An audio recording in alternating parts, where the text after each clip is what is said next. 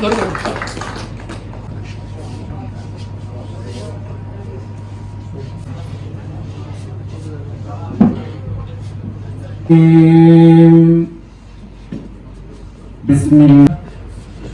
ইরজি'i ইলা এই রাজশাহী বিশ্ববিদ্যালয় এবং পপুলার ও ট্রেনিং এর বিষয়ে একটি সবাইকে আবারও এই মহতী অনুষ্ঠানে সুস্বাগতম।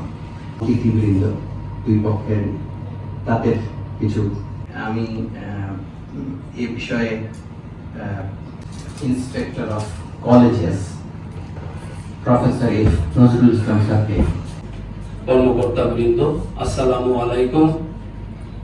এবং প্রিন্ট এবং electronic media assistant manager marketing Arif সাহেব ইন্দ্রাবঞ্জন আমার কাছে একটা এবং প্রভুনা ডায়াগনস্টিক সেন্টারের উভয় অথরিটির মধ্যে যে একটা চিন্তা করে উনি একটা কমিটি করে দেন, আমাকে আহ্বান করে, এবং আরো তিন সারা হাসানাত যিনি এখন নওগাঁ বিশ্ববিদ্যালয়ের ভাইস চ্যান্সেলর, উনি এই কমিটির আমি মনে করি যে বাংলাদেশে কিন্তু এই মুহূর্তে ভালো এখানে যে ট্রেনিং এর যে জায়গাটা আছে, আমি মনে করি এটা একটা খুবই গুরুত্বপূর্ণ অ্যাসপেক্ট। একটা হচ্ছে ডায়াগনস্টিক সার্ভিসের কিছু সুযোগ সুবিধা নেওয়া, আর একটা হলো ট্রেন হিউম্যান রিসোর্সেস তৈরি করা যারা এই ধরনের কাজে নিজেদের দক্ষ করে গড়ে তুলবে এবং বিভিন্ন জায়গাতে তারা মেডিকেল সার্ভিসে তারা কন্ট্রিবিউট। প্রায় 65 কোটি টাকার মতো আমাদের ঢাকা যে পপুলার হাসপাতাল